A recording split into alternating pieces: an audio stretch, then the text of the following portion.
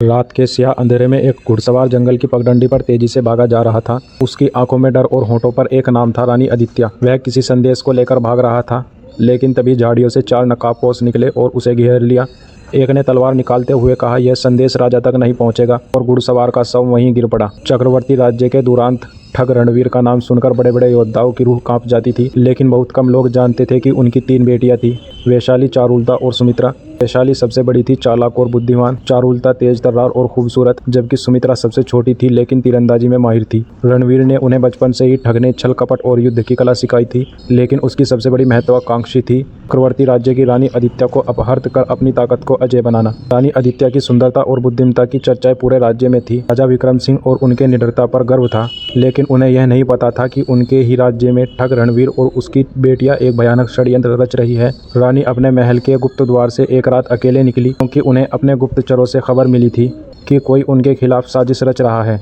लेकिन जैसे ही वे महल से कुछ दूर पहुंची, घात लगाए रणवीर की तीनों बेटियों ने उन्हें घेर लिया। क्षमा करें रानी साहिबा, लेकिन आपको हमारे साथ चलना होगा, वैशाली ने एक चालाक मुस्कान के साथ कहा। रानी को बेहोश कर एक गुप्त स्थान पर ले जाया गया। जब राजा विक्रम सिंह को यह खबर मिली तो उनका गुस्सा चरम पर था। उन्होंने अपने सबसे भरोसेमंद सेनापति अर्जुन को आदेश दिया, रानी को सही सलामत वापस लाने के लिए कुछ भी करना पड़े करो। ठग रणवीर का अड्डा एक विशाल खंडरनुमा गुफा में था, जहां से वह अपने ठगों को पूरे राज्य में लूटपाट के लिए भेजता था। लेकिन एक बड़ा रहस्य यह था कि रानी आदित्य और रणवीर का अतीत आपस में जुड़ा हुआ था। रणवीर कभी चक्रवर्ती राज्य का सेनापति था, लेकिन उस पर राजा के खिलाफ साजिश करने का झूठा आरोप लगा और उसे राज्य से निष्कासित कर दिया गया। उस समय रानी आदित्य केवल राजकुमारी थी और रणवीर को बचाने के लिए उन्होंने बहुत प्रयास किए थे, लेकिन असफल रही। अब रणवीर अपने अपमान का बदला लेना चाहता था, लेकिन उसकी बेटियां इस सच से अनजान थी। राजा विक्रम सिंह ने अपने सबसे भरोसेमंद सैनिक के साथ ठगों के अड्डे तक पहुंचने का रास्ता खोज निकाला। वे जान चुके थे कि रणवीर ने रानी को कैद कर रखा है, लेकिन इससे पहले कि वे हमला करते, चारुलता ने कुछ ऐसा सुना जिससे उसकी दुनिया हिल गई। उसने अपने पिता रणवीर को कहते सुना, रानी ने कभी मेरा बुरा नहीं चाहा, लेकिन मुझे यह साबित करने का मौका नहीं मिला। अब मेरा बदला पूरा हो चुका है, लेकिन क्या मेरी आत्मा इस पाप से मुक्त हो सकेगी? चारुलता ने वैशाली और सुमित्रा को यह सब बताया। बहनों का दिल पिघल गया, जान गई कि उन्होंने गलत पक्ष चुना था। तीनों बहनों ने तय किया कि वे अपने पिता को रोकेगी और रानी को मुक्त करेगी। जब रणवीर को यह पता चला तो वह क्रोधित हो गया। तुम तीनों ने अपने पिता के साथ विश्वासघात किया है। लेकिन वैशाली ने आगे बढ़कर कहा, हमने देर से सही लेकिन सच का साथ देना सीख लिया है। उसी समय राजा विक्रम सिंह अपनी सेना लेकर वहां पहुंचे। भीषण युद्ध छिड़ गया।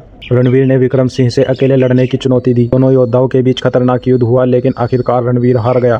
घायल अवस्था में उसने स्वीकार किया कि मैंने बदले की आग में खुद को अंधा कर लिया था। रानी आदित्य ने आगे बढ़कर कहा, अगर तुम चाहते हो तो हमेशा के लिए हमारे राज्य का हिस्सा बन सकते थे, लेकिन तुमने गलत रास्ता चुना। राजा विक्रम सिंह ने रणवीर को कैद करने का आदेश दिया, लेकिन रानी आदित्य ने कहा, इसे सजा देने से अच्छा है इसे इसका प्रायश्चित करने दिया जाए। रणवीर को राज्य की सीमा पर एक मठ में भेज दिया गया, जहां उसने अपने शेष जीवन लोगों की सेवा में लगा दिया। तीनों बेटियों ने राजा विक्रम सिंह की सेवा में आने का वचन दिया और राज्य की सुरक्षा में महत्वपूर्ण भूमिका निभाने लगी। कुछ वर्षों बाद चारुलता और राजा विक्रम सिंह की प्रेम कहानी शुरू हुई और दोनों में विवाह कर लिया। वैशाली और सुमित्रा को भी अपने योग्य जगह मिल गई और वे राज्य की सबसे विश्वसनीय योद्धा बन गई। चक्रवर्ती राज्य अब और भी मजबूत था, क्योंकि उसमें 3 बहादुर नारियों का योगदान था, जो